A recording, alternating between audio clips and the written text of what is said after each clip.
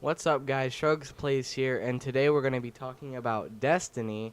If you haven't played that game, it's an RPG slash MMO that Bungie made, and today we got some Black Ops 3 gameplay in the background on Safeguard Havoc, and this is a really sick gameplay because, well, I'll just let you see what I did at the beginning with the L4 Siege. It's pretty awesome. I do pretty good on this match, but let's hop into today's three main topics about Destiny.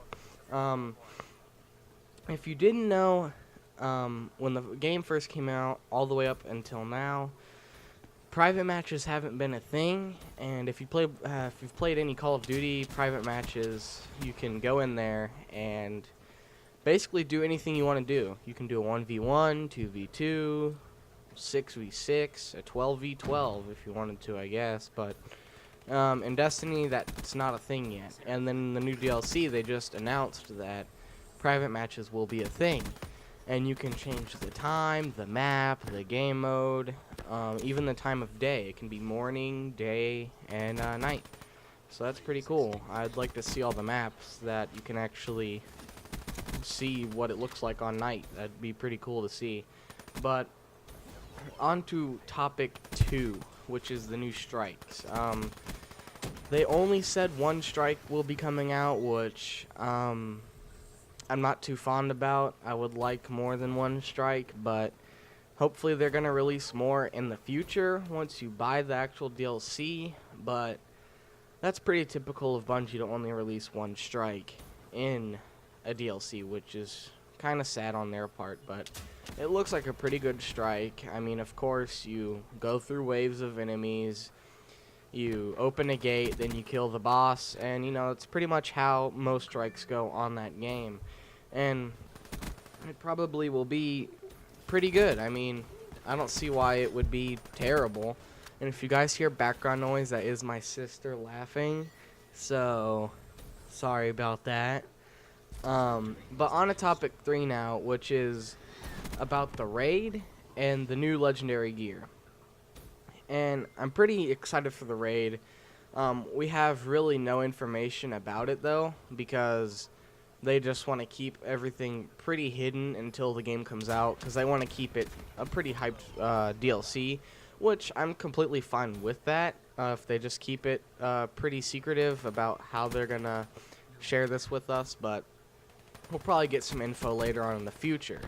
But on to the new gear, which is pretty amazing. If you watch the live stream that just was released today on Twitch, it was Deej and his friends recording it.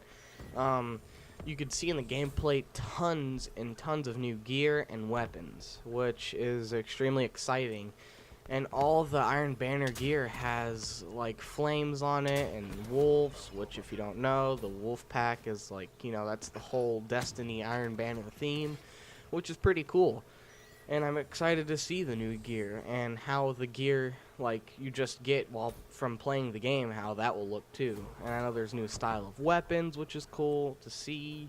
I'm happy they're taking a turn where they're not just kind of reskinning a bunch of old weapons and calling it something else, because they did that quite a bit, and I'm tired of that, and I'm glad they finally took a new turn to actually make some new material.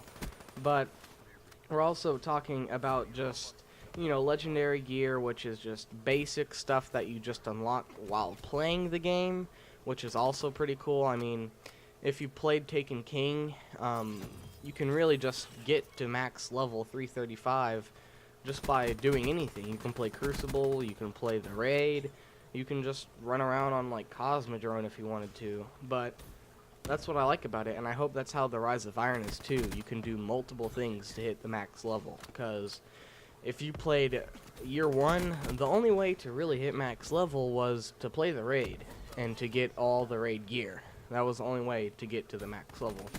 And I hope this raid is more open for people, because one, if you don't have people to play the raid with, you're not gonna really level up. That's how it used to be.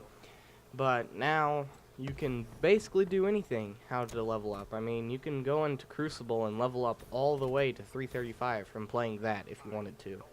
And I hope that's how this new DLC will stay, because I don't want to just literally have to play the raid all the time to level up, because that's terrible for a lot of people, because they don't have friends to, or they don't have friends that are online at the time to do the raid, you know. It's just not a good idea. So hopefully they do not have that, and hopefully they keep it how it is now, because they do like to change a lot of things.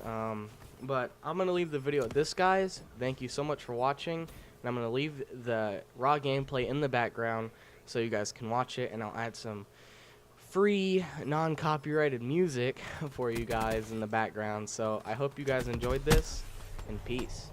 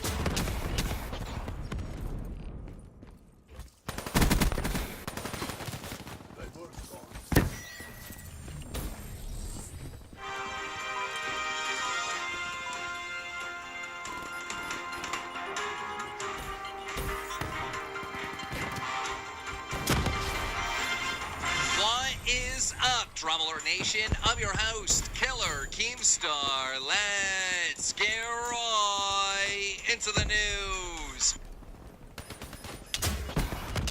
Hope you guys enjoyed that little clip. Yeah, I made that intro myself. Literally, that's me talking and everything. So I hope you guys enjoyed that intro. That will be my new intro now. It just kind of came up off the top of my head, you know. But yeah, I hope you guys enjoyed my new intro. Peace, guys, and I'm gonna leave the rest of the raw footage here. I can't believe you actually stayed to listen to this, but yeah, bye.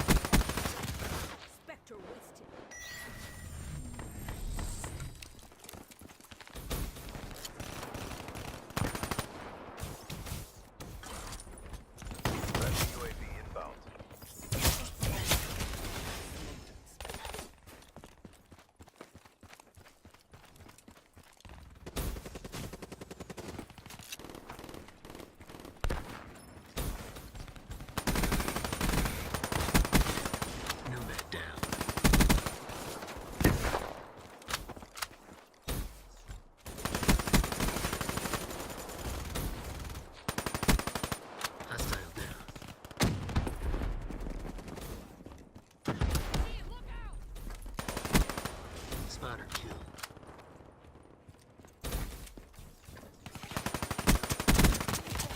Hostile robot has been disabled.